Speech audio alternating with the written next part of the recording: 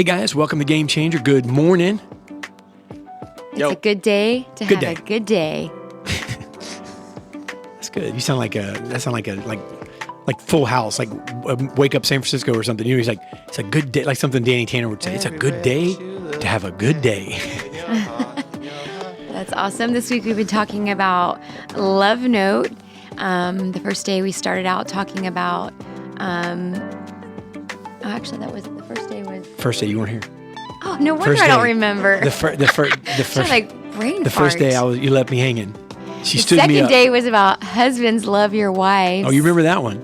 Yeah, better love them. What was the second day? Keep them. What do we transition into the third day? And that was wives, respect your husbands. Ooh.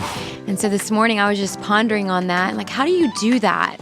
How do you do that in a way that honors God? And I think one of the things that are really, really important to be able to do that is that you have to, in the scripture, it sounds crazy when I say this, but the scripture in Genesis 2:25, and it said, the husband and the wife were naked and unashamed. That's a small, like, condensed version. It's a little bit longer than that. They had to work out. Because I'm just going to make a little side note, because if you listen, I mean, sometimes, naked and unashamed, you had to work out, right? Go ahead. No. But here's what it is. That's actually my point to that. They were naked and unashamed, meaning every flaw was out in the open to be seen. And yet they still loved one another. They still honored one another. All the good and bad was exposed, and yet they still seen each other through the eyes of Christ. And so I think one of the things, I'm going to put that's a word picture of natural, right? They were naked. But here's the thing that's really, really important to be able to love your wives as Christ loved the church, and then also honor and respect your husbands, is you have to have good communication. And there can't be anything hidden. We have to be able to come to one another and say what we're thinking, what we're feeling, even if we're crazy, like we're totally, out of our mind. We got to be able to say that without fear. Here's the thing. They were standing in front of one another, naked and unashamed, and they were not fearful that they were going to be rejected by the other one. They were confident and trusted that they were going to be embraced by one another because they seen each other for exactly who they were. There was nothing hidden. Every mole, every freckle, every dimple, every scar, it was there, out there in the open. And sometimes we just need to get things out in the open so that we're not withholding, because it's those things that we withhold a lot of times that ultimately leads to the inability to love like Christ loved the church, the inability to respect and honor, because we may be fearful of, if we bring this out, what will that cause?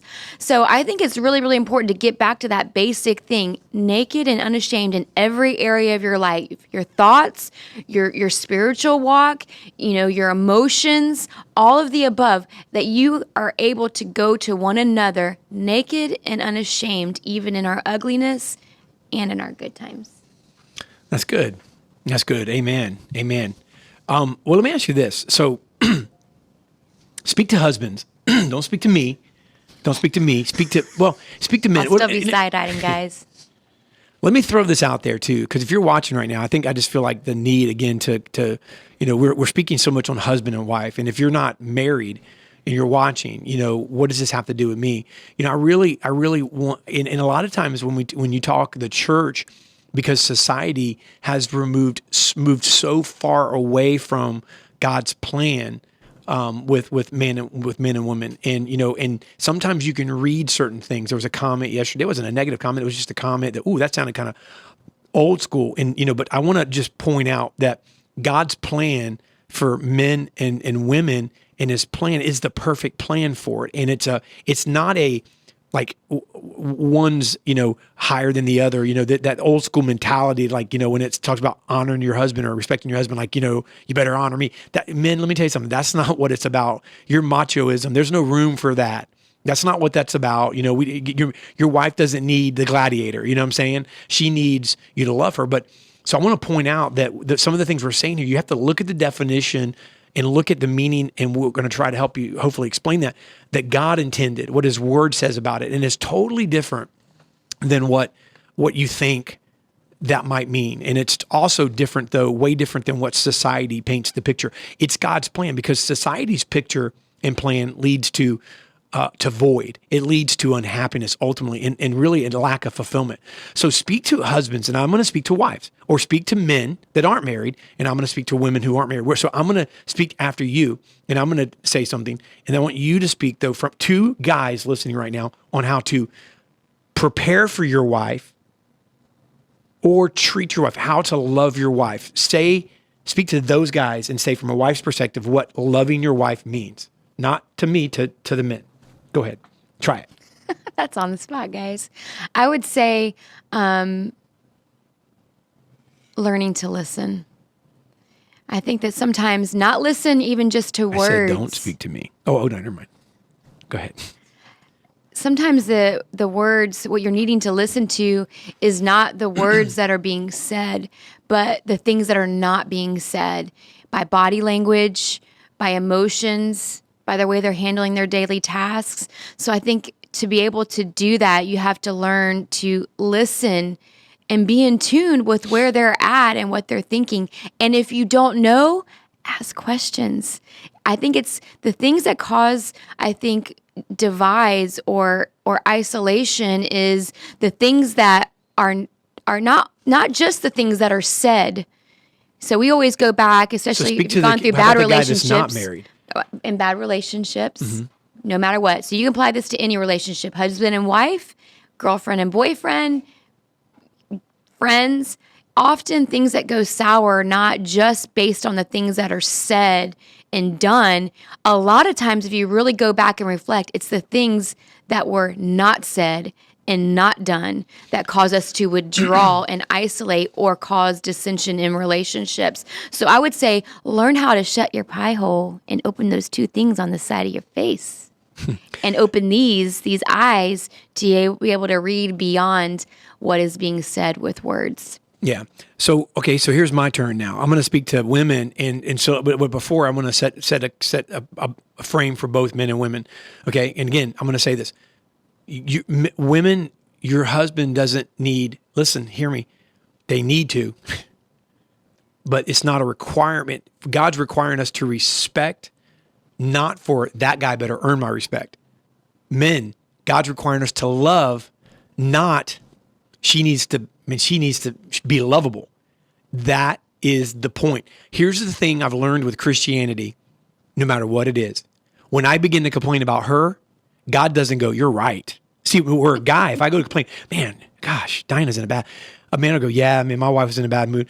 Guys will do that. God doesn't go, yep, you're right. He starts dealing with you. Listen, if you guys are honest and you've ever went to the Lord and you've ever tried to say, tell on your wife or tell on your husband, he'll deal with you. He'll always point it back to you, because here is the thing. Before I get into my statement to women, men, you're required to love your wife. Yes, you want her to be lovable. Yes, it would help but you're required to love your wife, even as Christ loved the church and he gave his life. Let me just ask you, if you were Jesus, would you ever think that you're unlovable? That you maybe deserve to not be loved, but he still loves you. So that's what he's trying to say. And the respect, women, is something that is also what God says to do. Respect your husband. And there's a reason he does it. Your husband does need to earn and work towards it. It will be better. He does need to get better. But that's only the Lord can make someone better, not you. You can't change anyone. And so can I just say this, that the respect is something that God is saying to give that man, that husband, in love to the wife, because he knows how he made us. And so can I just say, wives, I'm speaking to the wives or women, your husband needs your respect, and it runs deep. God put it there. And there's no one in the entire world that he needs to feel that respect from more than you. He doesn't need to respect it from his coach, his friends, his buddy. He needs it from you. And God's entrusted you, women, with a power greater than you can understand. Okay, you have the power, and it's in your words and it's in your actions to make your husband feel like he can do anything with your respect, with your trust in him and your faith in his ability and calling. Your husband can take on the world, but understand that, listen to this, with just a few words, you can destroy your man. When you say with your words or actions, I don't believe in you, he's done. That might not be something you knew, but you need to know that. That is Bible. So that's what I'd like to say. So now open it up for discussion, conversation. What you think? Your toes get your toes get stepped on? No, I was going to take a sledgehammer to yours, actually. But, it's true. It's true. And I'm going to go back to something that we talked about yesterday. Respect is actually about the freedom. And this goes back to even the scripture, and that was Genesis 2:22 about being naked and unashamed. Mm-hmm. Respect is actually about the freedom to be yourself and to be loved for who you are. In a healthy relationship, respect looks like talking openly and honestly with each other, listening to each other, valuing. That's a really big key. Valuing what you have, valuing the gift of God that He has given you. Value each other's feelings and needs, fears, wants, desires. So we have to value those things, even if they're not what we don't want. We need to value them and respect them and honor them because we love them and we want good things. Like we got to sometimes plug into why we started to begin with. And we talked about that even in finding our why in life. We have to remember, and I think that starts with before you ever get in relationship, you got to already have some predetermined things that groundwork or beliefs or non-negotiables in relationships, some things that you're not going to sway from, like things are going to be this way. This is what, make sure that you have the same values of relationships and they're grounded and intertwined with the Word of God. They have to be grounded in that and the truths of God's Word. So I think that some things we're trying to put together what we feel about relationships as we're entering into one versus already having a determination of what, and not unrealistic, right? Not, it's not going to be rainbows and butterflies. It's not going to be Disneyland all the time. There's going to be Prince Charming and Cinderella, right? It's not. Go ahead. It's not. It really isn't. It's not going to be that all the time. He has Cinderella. Huh? I have the frog, but I'm just saying. But it's not Prince. And when I say Cinderella, you guys thought I meant something else. I was talking about the Cinderella scrubbing the floors. Let me ask you this. So, being serious for a second, I think that Disney's done us a disservice. Not literally just Disney, but society's done us a disservice because people can come into a relationship. The divorce rate is through the roof. The length of marriages, how people can get into marriages, and even within the first year go, I'm out and give up on it, is because I think that we've looked at this through a Disney lens versus a scriptural lens. Meaning that we look at it from Prince Charming and Cinderella, and we look at the happily ever after. But see, they don't talk about day two. It's just like I found the man, I found the woman, right? The shoe fit. Okay, come live in my castle, and they lived happily ever after. But they don't go into day two. So I think that maybe they've done us a disservice, and because we have a Disney lens versus a Bible lens. What do you think? Well, I think you have to predetermine some things about relationships. I think even the ugly things as far as predetermined how conflict resolution, how you're going to do that, and you have to already know how you're going to kind of, work your way through that so that it's not taking you by surprise when a storm comes, because it's going to come, right? So you have to already have a storm plan. Here in Florida, we have hurricane, preparation kits. You need to have a storm preparation kit in your relationships so that so that you don't pull out bad tools, but you pull out fresh tools, fresh water, fresh food, right? When you're caught in those situations. So I think you need to, and you won't settle for, remnants, but you already have it prepared that this is what we're going to do through this. Now, I get it. It's in the heat of discussion. Sometimes it's hard to do that, but I think you have to be on the same ground beforehand so that at least somewhere in the middle of sometimes even conflict resolution, someone can be the person to put the flag and go, hey, you know what? This is getting beyond what we kind of committed beforehand. Here's another thing in marriage. I think commitment is really, really important. We're not committing to what we committed to, right? We're okay with tapping out and instead of staying committed. So I think you also have to have even before in relationships, before you get in deep into marriage and probably even engagement, you're just in those beginning stages. You need to be talking about what types of things, your belief as far as when and if, and I'm going to let people determine for them what that is, you tap out. Thankfully, for whatever reason, before I even met David, I grew up in a broken home, and I already made a decision in my heart that I was not going to raise my family in a broken home. Now, my idea of a broken home was different. My idea was mom and dad not in the same household. So I determined in my heart that I just wasn't going to raise kids in a broken home because I knew, what I experienced through that. Now, you can occupy space in a home and still be broken. So you got to also address those things. And I want to go back to because the reality is that's a great thing to say, and she did that. But if you and we've gotten into arguments over the years. We've been married going on 29 years. So understand, that's a long time. And I've known that about her because we've gone through these last 3 decades where she's mentioned that. Usually, though, the way I've found that out is in deep arguments where in times when we've really gone through, I'm talking, guys, I mean, like life and death marriage situation, not physical, life and death of your marriage, meaning it's going to make it or not make it. I'm talking deep arguments, counseling, things of that nature. And the times I've heard her say that were the times when she said, I told myself I wouldn't do that, but one day the kids are going to be grown. So here's the problem with that statement, and I think maybe this is where you're getting into. The problem with that statement is that's not enough of a deadline.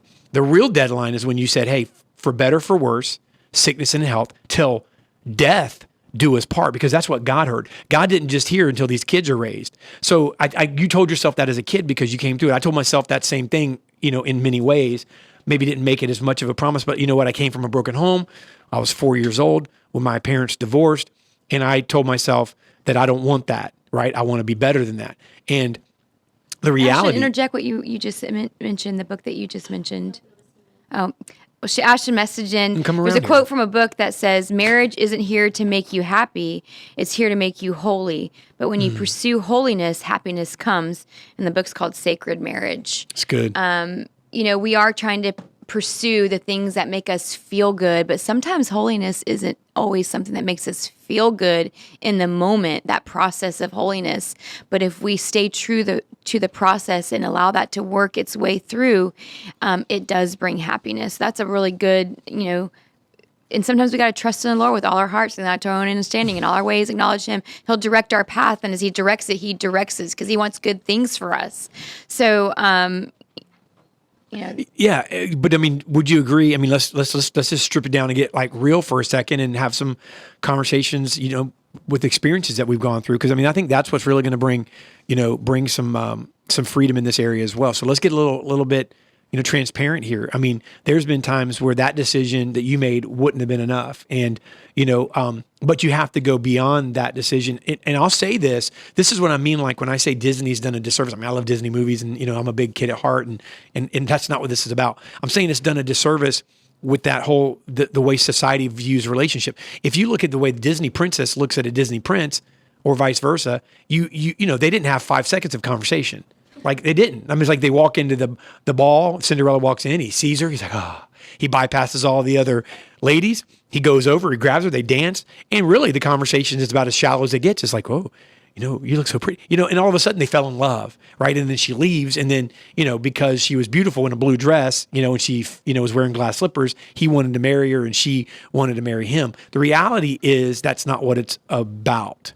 And so when we're getting into the love and respect thing, it is what true relationship is about. And I will say this, that, I love Diana. I fell in love with Diana. I remember the butterflies, and I remember how it feels when you think about, okay, I can't wait to be around them. And that's to say you remember them, you experience them. Yes. Still, now currently. It's not as much butterflies. I'm just kidding. No, but I remember the butterflies. I mean, let's just face it, the butterflies. I can't wait to see her. The same thing. You see those types. You're not doing a good job right now, man. Yes, I am. I'm talking. I'm telling the truth. Let's listen. So I remember the butterflies. I remember. Look, let's just count a spade. In 29 years, there was a time where like I can't wait to get David to come home. I guarantee you've thought of many a time. Gosh, David's about to get home. You know what I'm saying? So let's just say this. Look. So I remember the time when the butterflies were there. I remember the time when those types of feelings were there. But I will tell you, as time goes on, listen, hear me. Love is a choice. More than it's a feeling, it's a choice. And if you don't get that down in your spirit and you don't understand that is, and it's a choice. And when that choice is made, every time that a choice needs to be made, I choose to love. You won't make it. In 30 years, I can tell you, if somebody asked me the secret, it is not, we didn't quit. And we didn't quit because of a choice, not a feeling. If it were about a feeling, I would have quit 1,000 times, and so would have you. And so that's the problem. And so in what we're saying about love and respect, because the Bible really doesn't get, if you look at it, it's like it talks about relationships, but it really doesn't go, it's not as deep as like a psychologist would get. It's like very simplistic. And so maybe you think, when it comes to women, for instance, you think I'm overstating or understating a wife's need for respect. You go, well, wait a second, a wife needs love, but what about respect? They're supposed to give respect, but what about respect? And maybe I am overstating it or understating it, but listen to this. And I don't know your marriage dynamic, but the point is, it's not my opinion on this or Diana's opinion on this. It's what the Bible says and how we can apply it to our marriages and our relationships. We're all different. So we need to take the time to learn our spouse's respect language. And you know what? A good question, we don't do this by nature. We have to make ourselves do this kind of stuff. The best way to start, right, is ask, what speaks respect to you? Not when you're in the middle of an argument. I can tell you, if we already, it's too late for that particular conversation. If we're already hot and heavy into something, it's not the time for me to go, hey, Diana, by the way, what speaks respect to you? She'd be like, you jumping off a bridge. You know what I'm saying? Like, or, that's not the time. But the time is when you are not disagreeing and when things might be going right. Put a rubber band around your wrist, whatever you got, put an alarm, whatever you've got to do. And then ask that question, hey, can I ask you something? What speaks respect to you? In a time where you can talk about it so you can learn it and then apply it at the right time. And it even prevents arguments. And I'm not telling you that we have a PhD in this, at all. A PhD, unless PhD stood for like, something else. I was trying to be quick on my feet. I couldn't, but like, pretty heavy disagreement. PhD, pretty heavy disagreement. We do have that. I think that comes down to predetermined non-negotiables before you enter into those situations, that you have to have those conversations before you really get deep into a relationship so that you both understand. Because I think understanding those things also, and not just what does respect, what does love look like to you? Everyone's love language is not the same. And so you also have to know what that is. So I think it's really important. Relationships are not make or break based on where you're at. They're how you started and the foundations you started on, and remembering back to those things when tough times come. Also, evaluating those in the good times. It's a lot, I think making an appointment and making it intentional to, even in good seasons, reflect back to why. So you're not just going back to those things when things are tough, but you're also doing it when it's good. And just doing you don't take your car. Sometimes you just go for service and there's just some, like, not even maintenance needing to be done. You just need to do a checkup. Or the doctor, you go for a checkup. It's not because things are bad. It's just you just want to check up and just so you can tweak a few things. Maybe life's been busy and you haven't tapped into one another, what you're thinking, what you're feeling, what your goals are, what you see the future looks like. Because that's another thing that happens is as time progresses and you get deeper into career and family and children, and as you get older, you're caring for maybe parents or extended family. There's so many different things, grandchildren. Maybe you find yourself that you're kind of fostering in some way other people. You're pouring into them, mentoring. As that goes in, your goals change in life, and where you feel like where you started to head to isn't where you're actually headed to now, because as you've progressed in life, your goals have changed. So I think also making sure that you're headed on the same path, and if you're not, recognizing you're not on the same path and coming to a determination, how do we get on the same path? Yeah, and so tomorrow we are gonna shift gears as we end this topic.